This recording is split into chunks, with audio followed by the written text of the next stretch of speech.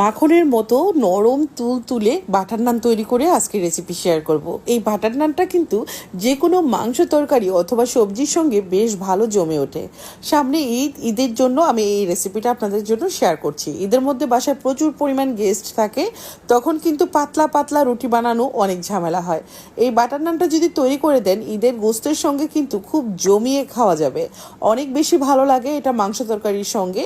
কারণ ঈদে প্রচুর মাংস সবার বাসায় থাকে, তখন যদি এরকম মজাদার নান রুটি হয় তাহলে কিন্তু আর কথাই নেই। সকাল সন্ধ্যা দুবেলায় কিন্তু নান দিয়ে চালিয়ে দিতে পারবেন। 1/2 লিটার দুধ নিয়েছি এখানে, আর আমি কিন্তু এখানে দুধটা পাতলা করে নিয়েছি। আর এখানে আমি দিয়ে দিলাম হলো 2 টেবিল চামচ পরিমাণ চিনি, ইস্ট দিলাম 1.5 টেবিল চামচ পরিমাণ, স্বাদ মতো দিয়েছি লবণ। আর দুধটা কিন্তু অবশ্যই হালকা কুসুম গরম হবে। আর এখানে আমি দিয়ে দিচ্ছি আটা দিয়েই ডোটা তৈরি করব। আর আটা দিয়ে এই নানগুলো অনেক বেশি সফট হবে। আপনারা চাইলে কিন্তু ময়দা দিয়েও করতে পারেন। আর এখন আমি এই ডোটাকে প্রায় 7 থেকে 8 মিনিটের মতো ভালো করে মথে নিয়েছি। উপর থেকে অল্প করে অয়েল দিয়ে এখন আমি এটা রেস্টে রেখে দেবো 1/2 আওয়ারের জন্য। 1/2 আওয়ার পর ফিরে আসছি।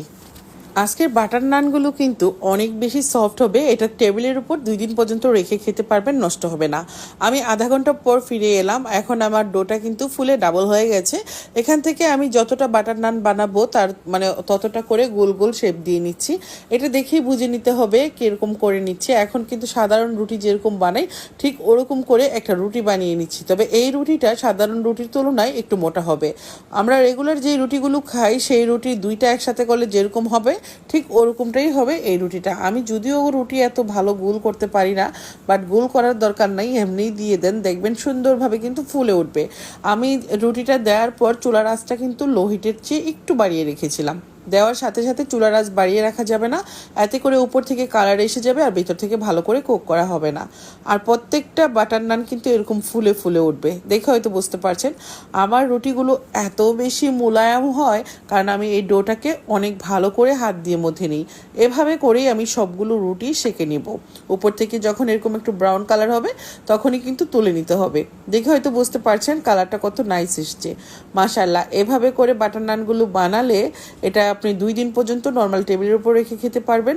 তারপর ফ্রিজে রেখেও কিন্তু আপনারা যখন আবার এটা গরম করবেন অল্প একটু পানির মধ্যে এটাকে ডিপ করে তারপর কিন্তু আপনারা প্যানের মধ্যে যদি দিয়ে দেন তাহলে রুটিটা কিন্তু আবার একদম মনে হবে যে তাজা রুটি তৈরি করেছেন, এরকম লাগবে। আমি সবগুলো রুটি বানিয়ে নিলাম কথা বলতে বলতে। আশা করছি আজকের রেসিপি আপনাদের ভালো লেগেছে। তবে আরও কিছু স্টেপ বাকি আছে, সেগুলোও দেখিয়ে দেব। আর যদি ভালো লাগে ভিডিওটা বেশি বেশি করে শেয়ার করবেন। আর এই যে আপনাদের পায়েল আপুর হাতের বাটার দেখে হয়তো বুঝতে পারছেন কতটা লোভনীয়। এই বাটার কিন্তু একদম খালি খালি খেয়ে ফেলা যাবে, যে কোনো ব্রেড বিস্কিটের সঙ্গেও কিন্তু বাটারটা খেতে পারবেন। এটা বাচ্চারা ভীষণ পছন্দ করে, বড়রাও। লাগলে স্ক্রিনের উপর ফোন নাম্বারটাতে ফোন করে অর্ডার করবেন। এটা আমি নিজে তৈরি করি এবং আমি নিজেই কিন্তু আপনাদেরকে দিয়ে থাকি। এই বাটারের সঙ্গে আমি দিয়ে দিলাম কিছু ধনিয়া পাতা, আর ধনিয়া পাতা আর বাটারটা খুব ভালো করে মিশিয়ে নিচ্ছি। মিশানো হয়ে গেলে যে কাজটা করব সেটা আমি দেখিয়ে দিচ্ছি। এই বাটার দেওয়ার কারণে এই নানগুলো অনেক বেশি সফট হবে, খেতেও কিন্তু অসম্ভব ভালো লাগবে। তো বাটার যারা অর্ডার করতে চান দেরি করবেন না, এখনই অর্ডার করে দিবেন। এখন প্রত্যেকটা রুটির উপর আমি এভাবে করে বাটারটাকে ব্রাশ করে দিচ্ছি। ধনিয়া পাতাটা আপনারা চাইলে স্কিপ করতে পারেন, তবে আমার কাছে দেখতে ভালো লাগে সেই জন্যই দিলাম। অনেকে আবার গার্লিক খেতে পছন্দ করেন, সেক্ষেত্রে একটু রসুন কুচি অ্যাড করতে পারেন। তো আর আবার চাইলে কিন্তু শুধু বাটারটা এটার মধ্যে এভাবে ব্রাশ করে উপর থেকে একটু টোস্ট বিস্কিটের গুঁড়া ছিটিয়ে দিতে পারেন। এতে করে দেখবেন রেস্টুরেন্টে গিয়ে আমরা যে নানগুলো খাই সেই নানের টেস্ট কিন্তু হার মেনে যাবে। কতটা সফট হয়েছে আশা করছি দেখেই বুঝতে পারছেন। ভালো লাগলে প্লিজ ভিডিও বেশি বেশি করে শেয়ার করবেন। আর এই তো ভিতরটা কতটা ফ্লপি হয়েছে।